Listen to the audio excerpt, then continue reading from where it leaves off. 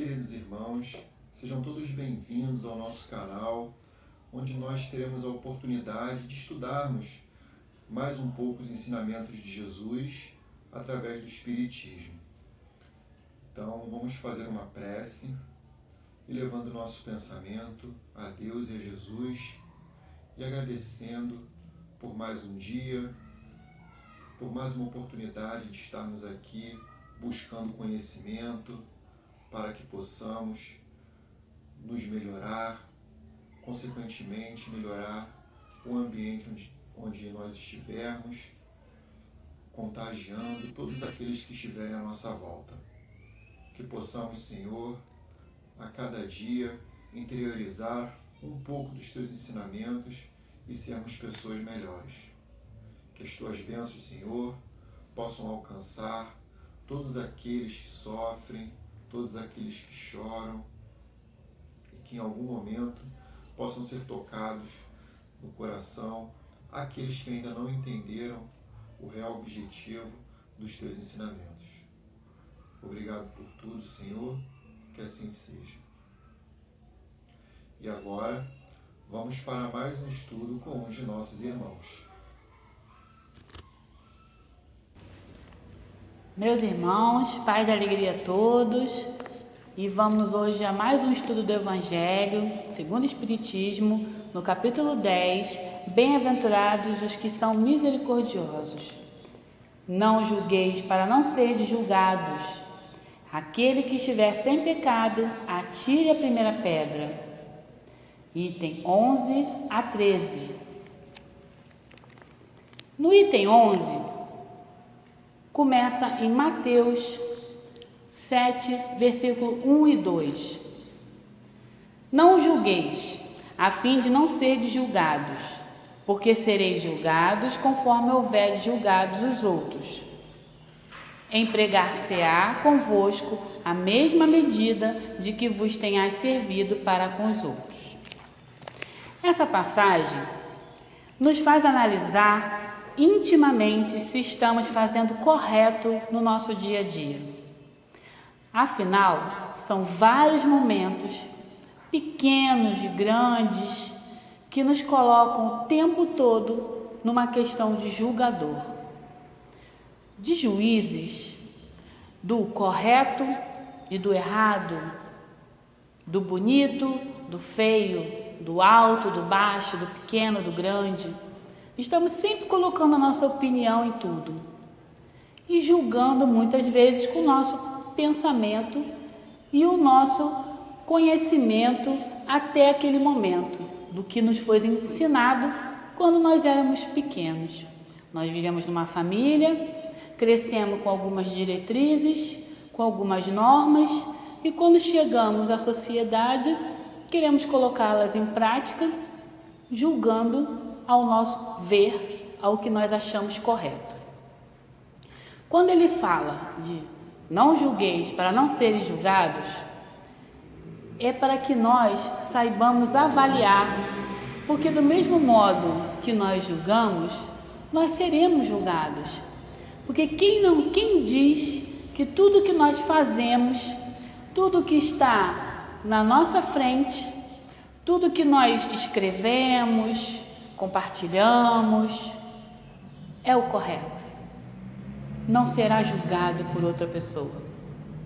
Tem até um ditado que fala assim: não se reúna numa sala para falar mal de alguém, porque com certeza quando você se retirar, você será o assunto. Podemos ser julgados nesse momento. Então Jesus faz essa reflexão para a nossa caminhada do dia a dia. Já no item 12, uma passagem muito conhecida por nós, que é a da mulher adúltera. Nós sabemos que as leis mosaicas eram muito severas, porque elas precisavam de severidade para o povo da época. Então, o adultério, ele era uma coisa que era mal vista e tinha como seu fim o apedrejamento. E a mulher, ela é levada pelos religiosos que tinham o poder de manter a ordem moral e muitas vezes a ordem social daquele local. E é curioso pensar que como podemos defender a justiça, né, emprestando a mão para cometer um crime. Se nós hoje colocássemos um cartaz, uma propaganda dizendo: precisamos de voluntários para apedrejar um criminoso que cometeu atrocidades, será que não iam ter voluntários? Será que ia faltar lugar na página de tanta gente? É bom pensar nisso. E essa é uma pergunta, né, que vem para a nossa reflexão. Nós conseguimos perceber que nessa passagem existe um rápido raciocínio de Jesus, prontamente para os seus opositores. Vamos ler. Então, os escribas e os fariseus lhe trouxeram uma mulher que fora apanhada em adultério. E, pondo-a de pé no meio do povo, disseram a Jesus: Mestre, esta mulher acaba de ser surpreendida em adultério.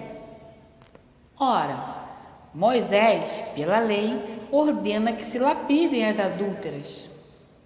Qual a tua opinião sobre isso?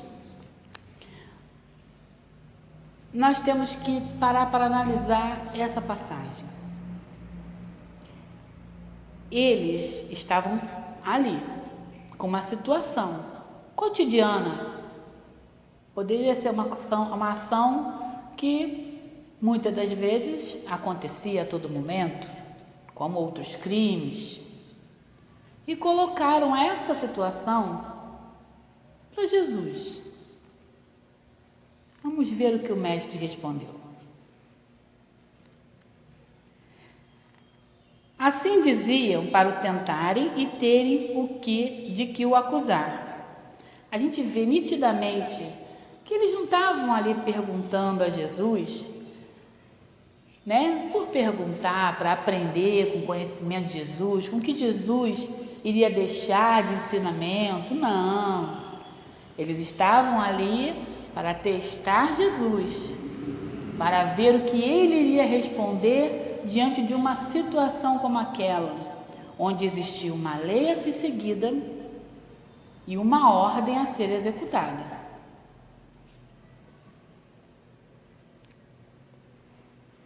Jesus, porém, abaixando-se, pôs a escrever na terra com o dedo. Eu fico imaginando eles olhando assim: eu perguntei o que ele foi fazer aqui na terra. Foi escrever o que ali? Eu fico imaginando eles tentando ler se Jesus estava escrevendo alguma coisa, né? Como continuassem a interrogá-lo, tipo: como é que é? O senhor não vai falar alguma coisa? O senhor não vai dizer nada? Ele se levantou e disse: aquele que dentre vós que estiver sem pecado, atire a primeira pedra.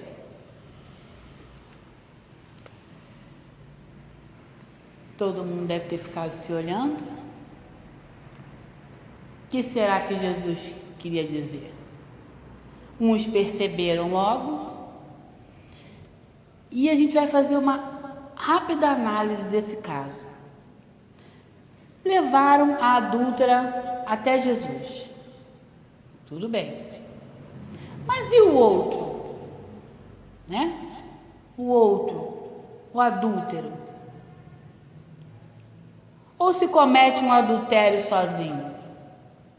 Eu acho que precisaria de alguém. E colocaram ela diante de Cristo pela intenção que já sabemos. Eles não queriam aprender nada, eles só queriam desacreditar Jesus. Se Jesus, naquele momento, com o caso mostrado a ele ali, todo o fato narrado, absolvesse, ele iria contra as leis que mandava fazer o quê? Pego em adultério, apedrejamento e só. Não existia um julgamento outro, a lei mandava. Existia a lei e a norma administrativa. É igual uma lei de trânsito. Existe a lei, tem que usar o cinto de segurança. E a norma administrativa diz parar o veículo e fazer o condutor colocar o cinto. Tem uma lei de trânsito que diz não estacionar sobre o passeio. E existe uma norma administrativa a se seguir. Se o condutor não aparecer, reboque. Remove-se o veículo para o depósito. E aqui existia uma lei.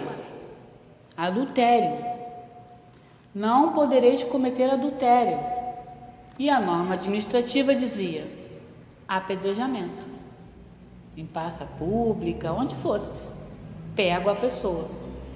Só que existia outro adúltero e não foi apresentado este a Jesus. Só que existia outro adúltero e este não foi apresentado a Jesus. E se Jesus condenasse ela como mandava a lei, a norma administrativa punitiva desta mulher era o apedrejamento, então apedrejem-a. Ele estaria contra aos seus próprios ensinamentos, que dizia o quê? Perdoe os vossos inimigos, perdoe os pecadores, todos têm direito a uma nova chance. Jesus responde: aquele dentre vós que estivesse em pecado, atira a primeira pedra. E em seguida, abaixando-se de novo, continuou a escrever no chão. Já falei o que vocês têm que fazer, né? E aí? Ouvindo Jesus falar daquele modo, os seus interrogadores se retiraram, um após outro, afastando-se primeiro os velhos. Aqui, por que os velhos? Por que os mais velhos? Com certeza a consciência deles dizia: nós somos pecadores também. Nós não estamos tão limpos assim para apedrejar esta mulher. Os mais novos ainda estavam raciocinando. Tire a primeira pedra, aquele que estiver sem pecado, eu tenho poucos anos, é um pecadinho de nada, mas eu tenho 3, e vou sair também. E foram saindo-se todos, um após o outro. E ficou Jesus a sós com a mulher, colocada no meio da praça. Então, levantando-se, perguntou-lhe Jesus: mulher, onde estão os que te acusaram? Eu imagino o semblante dela, que deve ter sido atirada ao chão, como a gente vê muito nos filmes, cabeça baixa, até porque não era digna de olhar a ninguém nos olhos, né? E ela se levanta, olha em torno dela e só vê ela e Jesus ali naquele momento? Jesus continua: ninguém te condenou? Ela respondeu: não, Senhor. Disse-lhe Jesus: também eu não te condenarei. Aqui entre nós, ele era o único puro ali naquele local, o mais puro, coração, alma, espírito. Ele poderia condená-la. Ele poderia fazer cumprir a lei e a medida administrativa dessa lei. Mas ele procura dizer: ninguém te condenou? Também eu não te condenarei. Mas aí, como um artista, ele tira uma carta da manga, vamos colocar assim, e dá a sentença reformadora para ela: vá e não peques mais. Era como se ele dissesse para nós, para ela, naquele momento, para nós hoje: vai, continua sua caminhada, mas irmã, não cometa mais erros, não transgrida mais as leis, faça daqui para frente diferente do que você fez até agora. E eu tenho certeza que ao olhar nos olhos de Jesus e ouvir dele essa sentença, esta mulher mudou a sua caminhada. E essa descrição belíssima está em João. João, que é um poeta, João 8, versículo 3 a 11. No item 13, ele começa a explicar. Kardec começa a nos explicar essa passagem. Atire-lhe a primeira pedra aquele que estiver sem pecado, disse Jesus. Esta sentença faz da indulgência um dever, da compaixão, do amor ao próximo. E a indulgência aqui, ela se torna um dever, pois nós sabemos, nós aprendemos com Jesus, com seus ensinamentos, que o erro faz parte do nosso processo de caminhada. O erro, ele faz parte do nosso aprendizado. E com esse erro, a gente tem que aproveitá-lo e transformá-lo em estímulo para crescimento moral. Jesus já deixou visto para a gente: vá e não peques mais. Quando a gente tira esse véu, a gente descobre que a gente pode até errar, mas que a gente não pode continuar nele. Que a gente tem que fazer diferente. Temos que tomar as rédeas de nossa vida, principalmente a moral, a autoestima, e continuarmos a nossa caminhada não errando. Ou, quando os nossos irmãos erram conosco, agirmos com compaixão, assim como Jesus tem por nós, nós temos que ter pelos outros. Por nós e pelos outros.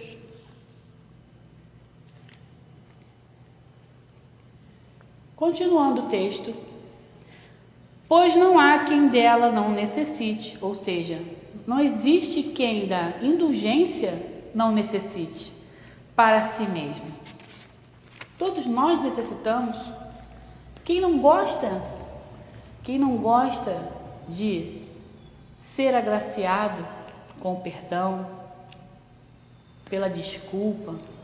Poxa, desculpa, meu irmão. Não, tudo bem. Aí quando somos colocados ao contrário, a gente prefere fazer diferente. Não consigo, não deu.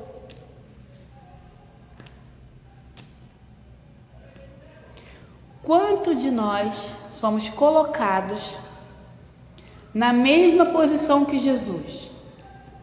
Podemos contar nos dedos. Se bobear, vai faltar dedo.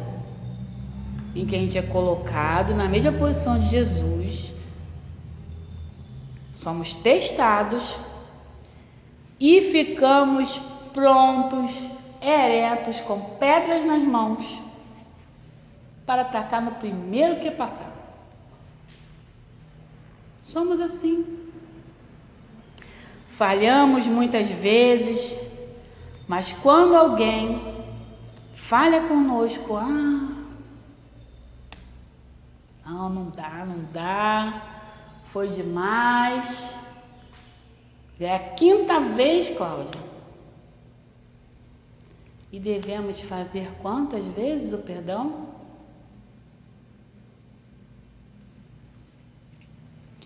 Agora, somos assim, cheio de pedregulhos, principalmente com aquela pessoa que a gente não vai com o rosto dela, né? A gente não gosta dela, ela faz uma coisa errada, fulano já sabia, enaltecemos, botamos letrinhas garrafais brilhantes em torno dessa pessoa, só com negatividade sobre ela. Mas quando é conosco, tem uma canção de Tiago Brito que fala que a gente clama ao Pai perdão, mas ao próximo a gente não dá não. A gente quer se desculpar, mas não traz perdão dentro da gente. Que a gente pede a paz, mas a gente não tranquiliza o nosso irmão. Dentro da gente é só guerra. Como pedir paz se a gente não traz a paz dentro da gente? E quando eu digo que somos testados em pequenas coisas diariamente, eu digo pronto, com pedras nas mãos, eu digo participar de fofocas, depredações, intolerâncias, defamação, calúnias, só pelo simples fato de achar graça, de humilhar aquela pessoa que eu não gosto. Problema dela. Não, o problema é nosso. O problema está conosco. Aí, continuando o texto, ela nos ensina que não devemos julgar os outros, a indulgência, a compaixão. Nos ensina que não devemos julgar os outros com mais severidade do que nos julgamos a nós mesmos, nem condenar nos outros aquilo que nos absolvemos. Antes de censurarmos uma falta a alguém, vejamos se a mesma censura não nos pode ser feita. Com a gente, tem que ser severo. A análise tem que ser profunda. Com o outro, compaixão, porque muitas das vezes a imperfeição dele é minha também. Alguém aqui já reparou e pode dizer que os espíritos benfeitores, os superiores, os mentores, disseram que já fizeram alguma reunião no plano espiritual para apedrejar alguém? Para crucificar, condenar alguém? Joana de Ângeles, ela diz que quem se equipa de cuidados erra menos. Toma cuidado, não vai errar. Mas aquele que faz um roteiro e segue, acerta mais. Isso que nós temos que fazer. Vamos refletir. Errar menos ou acertar mais? Será que somos tão superiores assim para censurarmos uma falta? E quando cometemos essa mesma falta, pensamos: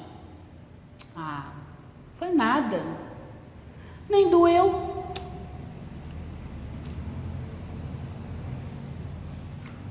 Continuando. A censura que se faz à conduta alheia pode ter dois motivos: reprimir o mal ou desacreditar a pessoa cujos atos se criticam. Este último propósito nunca encontra desculpa, porque no caso só há maledicência e maldade. Nas obras de André Luiz, os espíritos orientadores que estão ali ensinando André Luiz, eles jamais qualificam alguém por um termo que vá depreciar essa pessoa. Tipo, fulano é um pervertido, olha ali, aquele ali é um mau caráter, aquele não vale nada, né? Eles nunca usam o que a pessoa tem de ruim para exemplificar. Se alguém comete um erro ou vive na maldade, eles sempre se referem assim: irmão, aquele homem é uma pessoa menos boa. Eles se referem às pessoas assim, como menos bom, porque existe bondade nele. Não se diz assim: onde há um pontinho de bondade, há um pontinho de maldade, onde há um espaço branco, há um ponto preto. Assim, como tem maldade e eles agem na maldade e ficam felizes com isso, eles têm a bondade. Só ainda não souberam colocar essa bondade em prática, fazer ela nascer mais, brotar mais dentro deles. E quando ele fala reprimir o mal, né, censurando uma conduta alheia, ele está falando assim, que o primeiro, essa repressão do mal na conduta alheia, pode ser louvável e constitui mesmo, em certas ocasiões, um dever, porque daí pode resultar um bem. E por que não? A não ser assim, jamais o mal seria reprimido na sociedade. Nos dias de hoje, nós estamos nas redes sociais, camuflados, julgando a todo momento. E temos que analisar isso refletindo. O que nós julgamos está sendo útil? A nossa opinião naquele momento vai machucar alguém?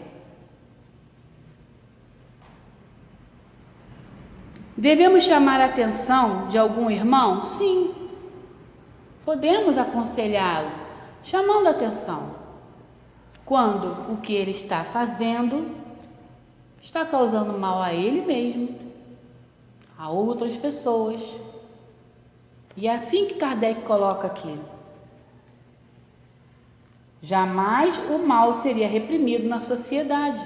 Porque se a gente vê alguém cometer algo ilícito, ou algo que não é tão ilícito, mas pode causar um mal maior, por que não chegar naquela pessoa, chamar a atenção dela, conversar com ela, perguntar o que está acontecendo, por que ela está fazendo aquilo.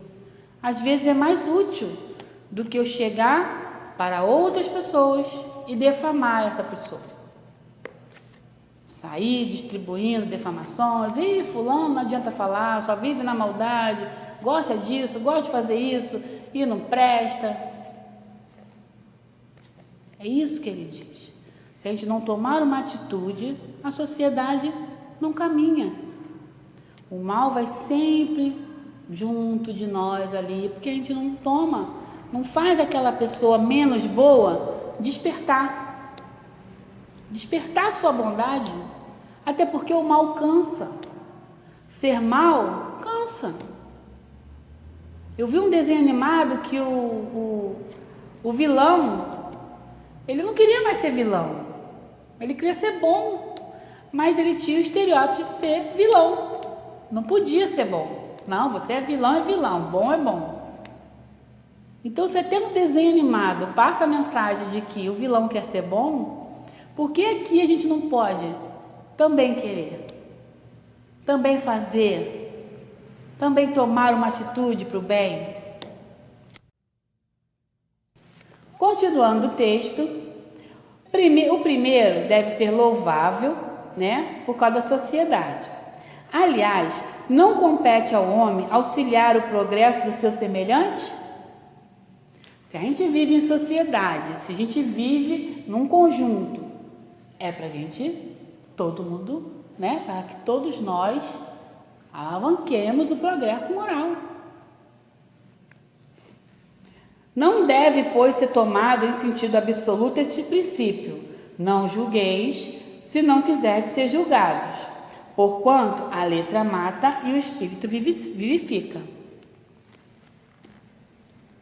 Devemos evitar humilhações desnecessárias, principalmente escritas nas redes sociais. Essas defamações não levam a lugar nenhum. Às vezes, a pessoa do outro lado que colocou uma opinião contrária à sua, é só a opinião dela. E a sua, se encaixar com a dela, beleza. Se não se encaixar, entenda a opinião dela e não vá lá para massacrá-lo porque ele não pensa igual a você. Esse é um tipo de julgamento também que devemos evitar. O espírito é melhor que isso. Jesus não podia proibir que se censurasse o mal, uma vez que ele próprio nos deu exemplo, tendo-o feito em termos enérgicos. Quis, porém, dizer que a autoridade para censurar está na razão direta da autoridade moral daquele que censura. Tornar-se alguém culpado daquilo que condena nos outros é abdicar dessa autoridade, é privar-se do direito de repressão. Devemos ser severos conosco, vigiar nossas ações, perdoar nossos deslizes e despertar a nossa consciência moral.